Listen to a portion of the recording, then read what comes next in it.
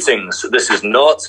And this is Anchorite from Necronautical. And you're listening to The Dan Chan Show.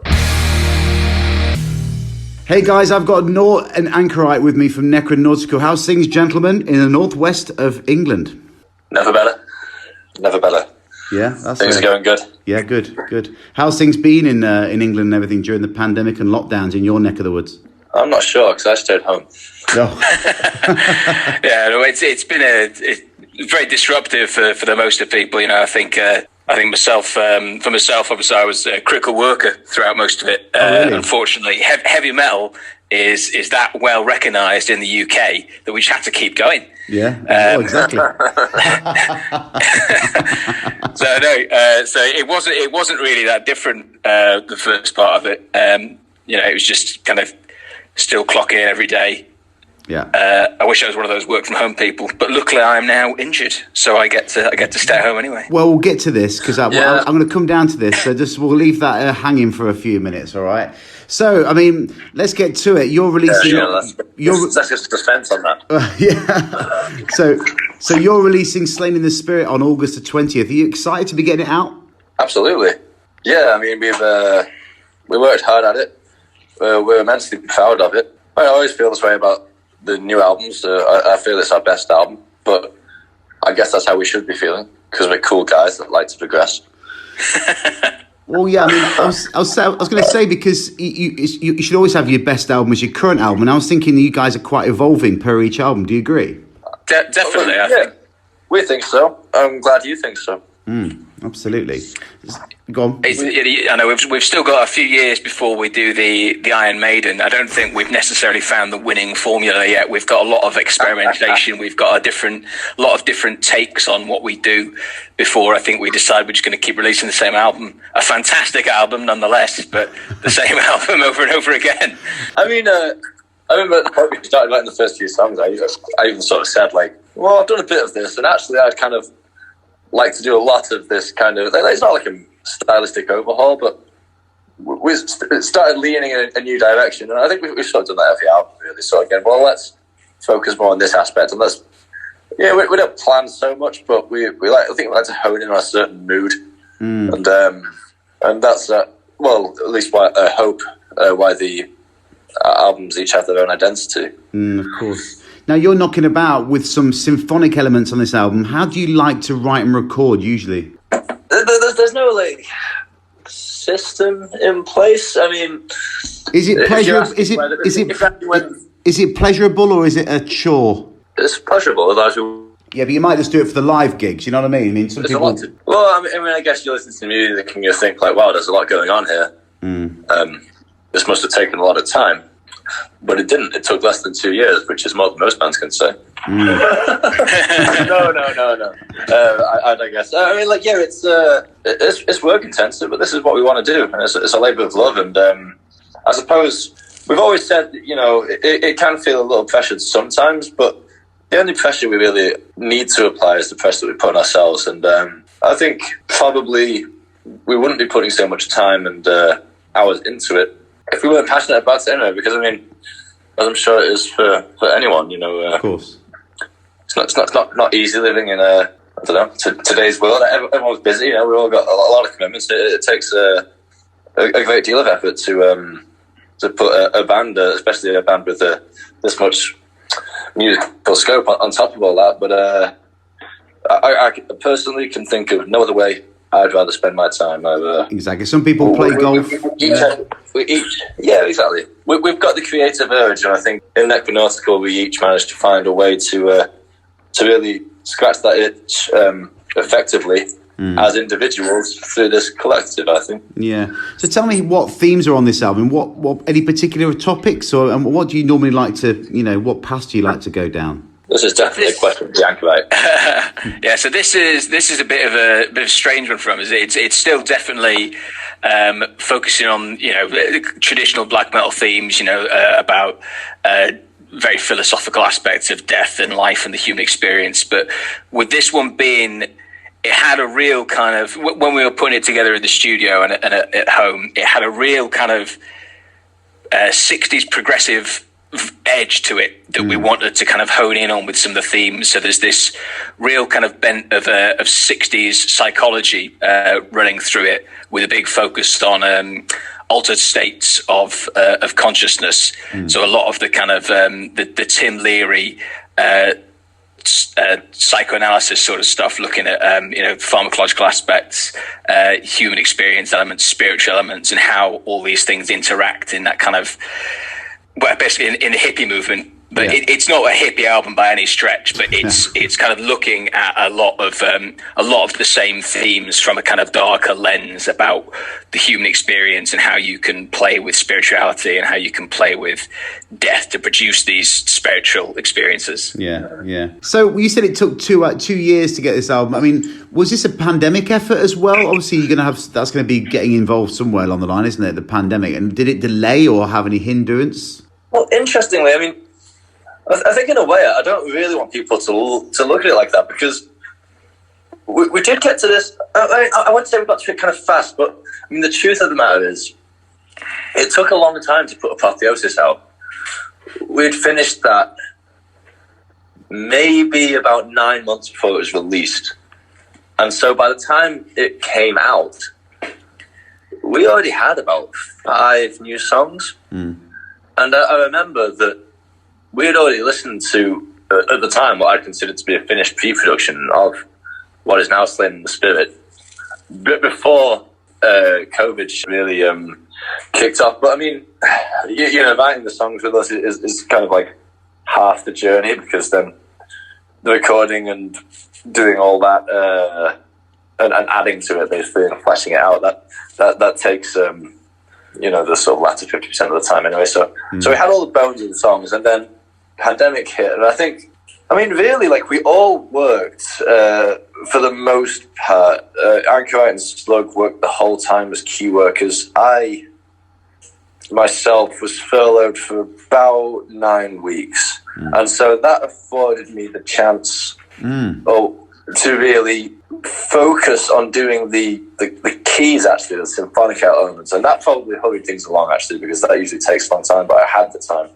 And that's why they're so detailed, because I was just obsessive about it. I mean, these are opportunities people won't get again, will they? Being paid to stay at home to do stuff. I mean, it's like great opportunity to master the symphonics. That's why it probably sounds so good.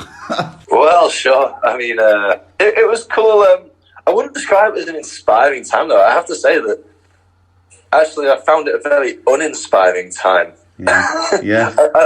I think I really thrive off a bit of action in my life. It was good.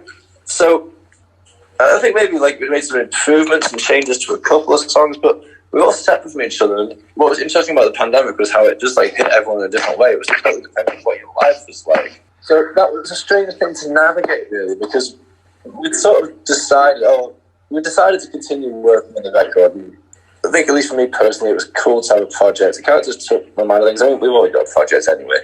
That's what being a band is, but nobody wanted to let Necronautical lie. I mean, obviously, we had no live shows. We saw opportunity in it just to sort of focus on other things, and namely just making badass songs. And we did that. And what the challenge was actually just being able to sort of make things work. Rules kept changing.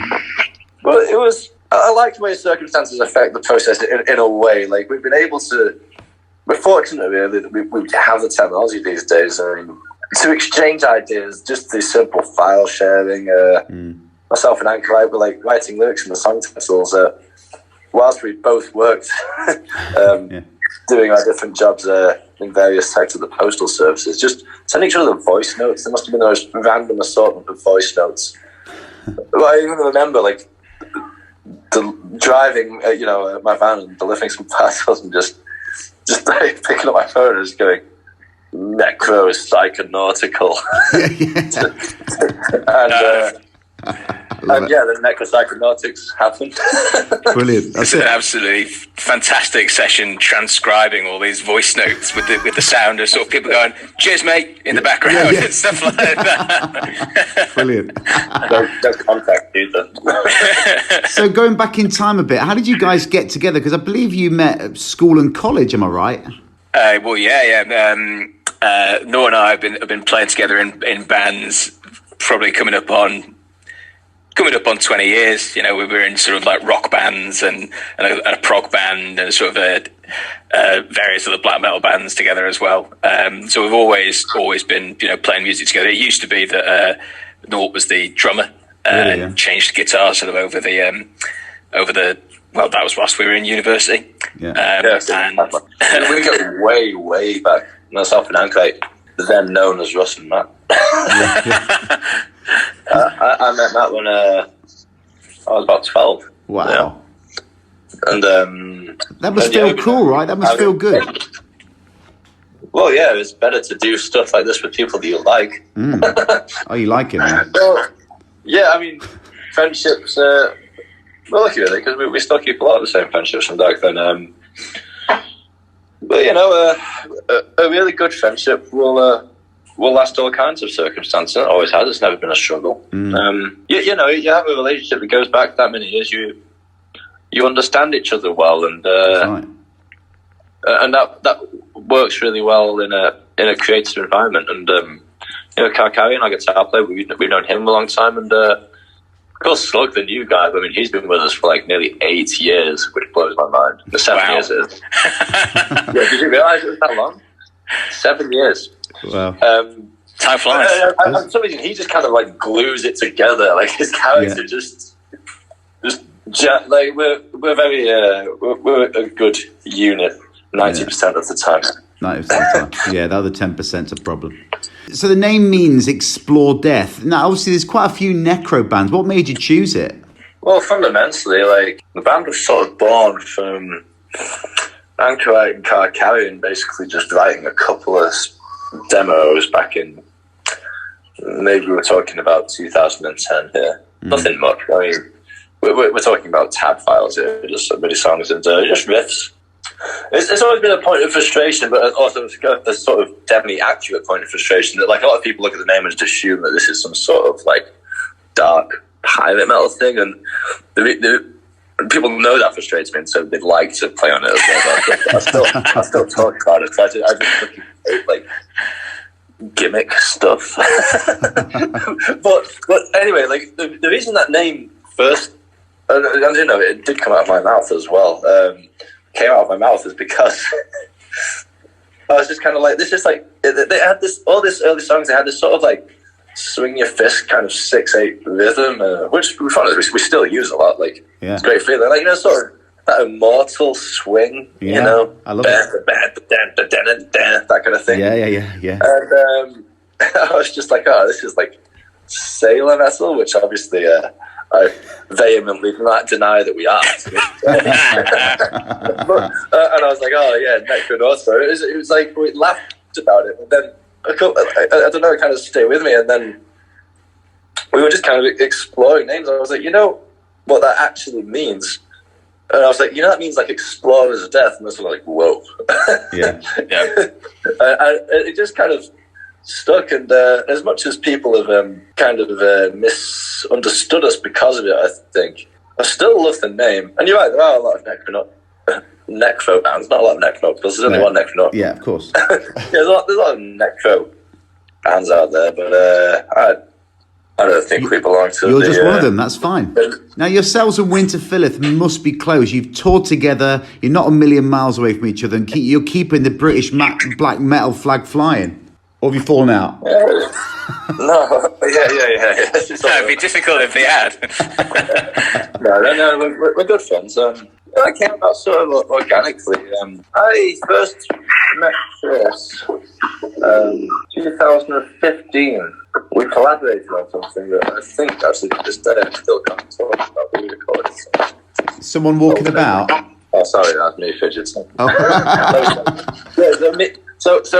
Yeah, I don't want to delve into this too much, but me and Chris basically worked together on a project, and that's how we met some years ago. And we really hit it off. And I met Nick then too, and I think Slug already knew those guys a little as well. And you know, those guys, they're always sort of around gigs. They're huge music fans, passionate music fans. So I mean, I spent a lot. I lived in Manchester for a while, and we've always lived close to Manchester, so they're always sort of there, and they're very friendly. And also Chris, especially, but all of them, they take a huge interest in the UK scene. And Chris always says that he wanted to be the help to people that he wished he'd had. Yeah, he's been on the show, actually. He mentioned that before. Yeah, he does say that a lot. But it's true.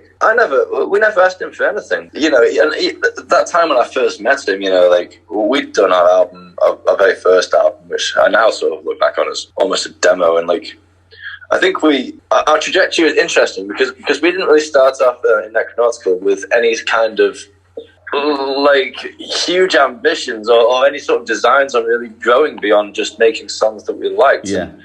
I think what actually made us grow was the fact that other people were interested, which there's a strange satisfaction to that because we never really chased anything. Yeah. But it was the interest of other people that started to make us think, well, hey, like, maybe we're actually, like, we're onto something here. Like, maybe this is good. And the more that happened, the more we took it seriously and the more the band grew. It wasn't like we were ever, like, shoving ourselves down people's throats. But Chris was certainly one of the first people that expressed an interest in us, and we never asked him for anything. But, you know, he was always there to advise me if I ever had any concerns about industry, what was a good move, what was a bad move.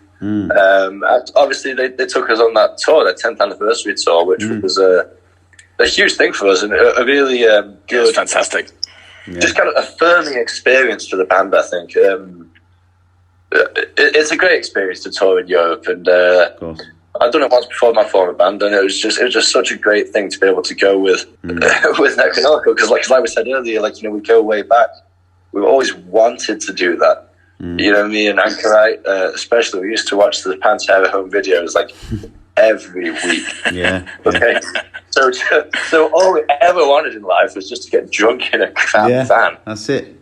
Yeah, that's it. Finally got to do it. That's it, yeah. And it was life affirming. The collarbone injury that we need to go through and discuss, you becoming a six-piece, and it's going to be strange for you. So tell me how this all happened. Well, so it's quite an unglamorous story, really. It was happening in that incredibly heavy metal sport of Sunday afternoon rounders. Oh no! Which I've not played since primary school, and clearly you need an active rounders life to avoid serious injury, which I unfortunately did not keep up with. Was it a fall? Was it a fall? Yeah, somebody else just wanted that rounder more than I did. That was your mistake. And that was my mistake. I didn't want it enough, so I went for the jump as they were sliding in to steal the bass from me, and I clipped them in the air and then just landed fully on my shoulder. No, man. Heard a horrible crunching sound and had a friend drive me to hospital. And then, so you were like, "Am I going to be able to play again recently, soon? What? I mean, what was?" Yeah. So I was more stressed out about telling Russ than I was actually about how injured I was going to be. It was like, I didn't tell, I was more anxious about telling him than I was about, like, telling my family or anything. It was like, oh God, I'm going to have to say I can't play a show or something like that. But no, I just... His initial response was, because how he'd done it, I was like, well, that sucks. And then he was like, I'm just going to take painkillers and power through. Because, I mean, we just had the news about Bloodstock, right? And so at that point, we'd only really just started rehearsing again after all this time off. So we had a new album to do. You know, our approach at that point was sort of like, well, we got a little time before the next gig, and it's nothing huge, you know, we can just take it easy. And then we got this book, and we're like, look, now it's time to knuckle down. So, this happened.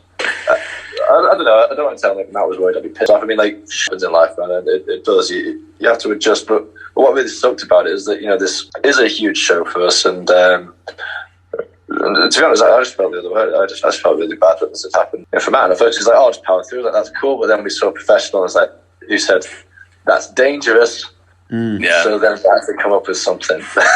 It was one of those things where obviously I was pretty upset not to be playing, but it was like a case of there's you know, if you want there to be other gigs after this one, you cannot play this gig. No. And I've got like literally an appointment the day before Bloodstock, so you know it starts on the Wednesday. I'm in hospital on the Tuesday to find out whether or not my bones are in the right position, and whether or not I'm going to have surgery. So it was a tough call to make, but it was like, you know, even if the answer is yes, you'll be okay.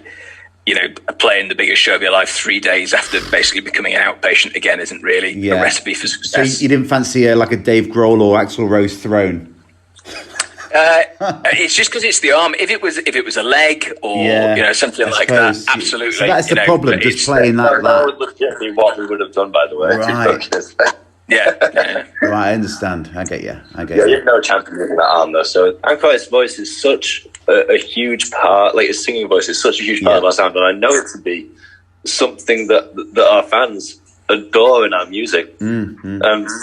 It's a hard enough thing to find a bass player that's capable, because obviously the ability on the bass guitar is awesome. And so there's that, but it's like, well, there's only one dude I know that's got that voice. But then I thought, well, actually, this might be a good thing, because I put myself in his position. I'd hate just to watch this show from the sidelines. No way. It's so depressing. And we don't want that either, man. Like you say, like we're a unit. We really are. This is what we collectively wanted. It's not, Yeah. I don't ever want to go on stage without this guy, It's going to be weird. It's going to be weird for you, though, isn't it? That's going to be a strange, like a James Hetfield without his guitar when he got his arm burnt. Yeah, it is. It is a weird experience. We had the first sort of 6-piece rehearsal the other day. It went really well, but it was just a really bizarre experience to be stood with a microphone. It's taking some getting used to, but I think it's gonna come together really well. Yeah, and obviously we've got the two guys we've got in to sort of complement and round out the piece. We've got Saba on bass, who's absolutely fantastic. He's from the Hungarian band Andertar, who absolutely blew us away when we played with them in Debrecen. Really thrilled to have him on the bottom end there with us. And Vicky, who is obviously been on the recording with us doing the soprano style vocals, is absolutely amazing. And honestly, she's just got such power behind her. I've never been so aware of my teeth with loud noises. Honestly, I can feel the teeth rattling in my head when she hits those like high C's and high D's. It's mind bending. Amazing. What about the corpse paint? We stopped wearing it. Have you really? We have, yeah. Oh no! You like Kiss in the 80s? What are you doing? Exactly. The best era of Kiss. I mean, Mark St. John is an absolute inspiration. No. Once we start to remember, we'll put it back on. Oh no. Well, okay, we can talk about corpse paint. I think we all, in a way, enjoyed wearing the corpse paint. But I think the thing with the paints was we kind of enjoyed it objectively, kind of as black metal fans. Myself, Anchorite, and certainly Carcarian, much less so Slug. He's more of a death metal guy with wearing shorts. It's a drummer. Well, yeah, that's it. Blast though. It was like we loved the atmosphere that corpse paint gave to a band. As we experienced it as fans, being the age that we are, like let's say we were like 15 or so, 14, getting our first Dark Throne albums, that kind of thing. There was a real atmosphere to that, and I think we've enjoyed our time doing it. And also, corpse paint's one of those things. It's going to go either way. I see so many bands out there. Yeah, that is embarrassing. It looks rubbish. So I think we had this thing. It's like, well, there may be plenty of people out there that say we look like it. But still, it means you can get to the bar quicker, doesn't it? You get to the bar quicker after a show. You're not going to be wiping, you're getting your girlfriend's buddy makeup remover and stuff like that. There's definitely the practical aspect, but it's one of those. To be honest, like you kind of hit the nail on the head, man. Like the reason that we liked it was because there was a different music works in a different way then, and so you had a CD and you're very distant from the creator. And I think it added to the obscurity of it and the darkness of it. But that's not the world we live in now. And so we did find ourselves, putting our faces on, but still being unable really to have mystique, because we live in a social media world. Mm-hmm. We're in a small scene where sometimes we're going to have to put it on in a toilet where people are just going to walk in. And you know what? That totally kills the entire point of doing it. Yeah. And also, it is associated with a style which I don't think we strictly are, and I don't actually really ever have been that. And so we started to feel like actually maybe we're doing ourselves a disservice here, because people are looking at us and thinking, this is Krieg, this is black metal war. And it's not. We've got all kinds of dimensions, and that's fine. Yeah. I'm not bothered about fitting into that. So I think part of us wanted to scratch that itch of our love, and we really do love that whole thing. It's evident when you listen to our music how much we love classic second wave black metal. You know, I wear that on my sleeve, and so do we all. But there's more to it than that, and so I think there was kind of like maybe we were misrepresenting ourselves, and also, you know, in real terms, like it is kind of a pain in the ass to wear it. Yeah.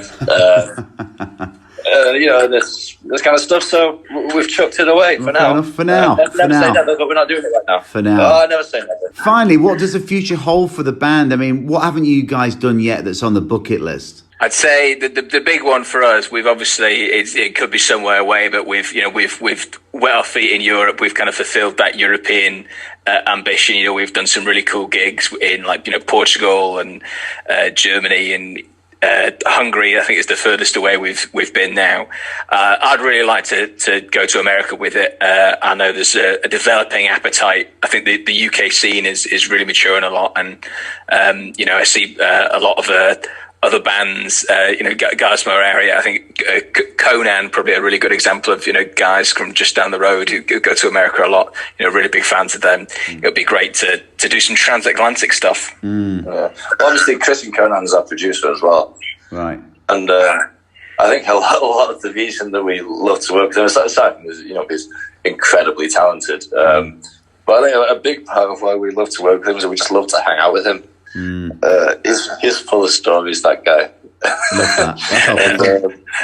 And yeah, to be honest, man, like, I mean, you know, what's next? I mean, we've never measured ourselves by like the kind of shit we're doing. Like, the main thing is to make awesome music. That's certainly what makes me most proud. And I think really, like, ultimately, once it's all over, that's what's going to last, if anything. Yeah, I certainly hope. There's no doubt we're going to make more music. In my mind, I think we will stand behind that. But yeah, in terms of what the ambition is, we need to play Bloodstock with Anchorite on bass. Yeah, definitely one for the bucket list. Is if Vicky or Simon are going to listen to these, like, yeah, book us again in about 2 years, please. Yeah, it's the right thing to do. You know? Do physiotherapy.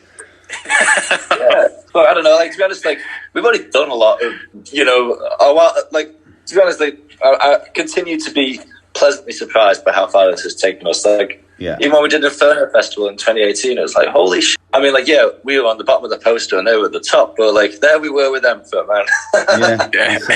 That's it. In Norway. That's it. Amazing. Awesome. Amazing. Yeah, and the European tour with Winter Filth was great. So, I mean, like, you know, these kind of things, we just want to grow and do them more. You know, we just want more. We want to go to Europe and do the festivals. We want to do Wacken, you know, Grass Pop, all this stuff. You know, I want to do bigger tours where we're the headline band. You know, there's no limit. But I mean, at the end of the day, like I said, that's not the measure. And ultimately, I'm happy because we're creating. There's cool people responding to it. Lately, now more so than ever, people are responding to it in the right way. And I think that people are actually starting to get us, which is really nice. No one except for me has mentioned the Sailor thing in like a year now. Well, guys, you know, good luck with the release. I really appreciate the chat. Good luck with the shows, etc. And I hope to see you on the road at some point. Hope to see you too, man. It's been great to see you. Thank you very much.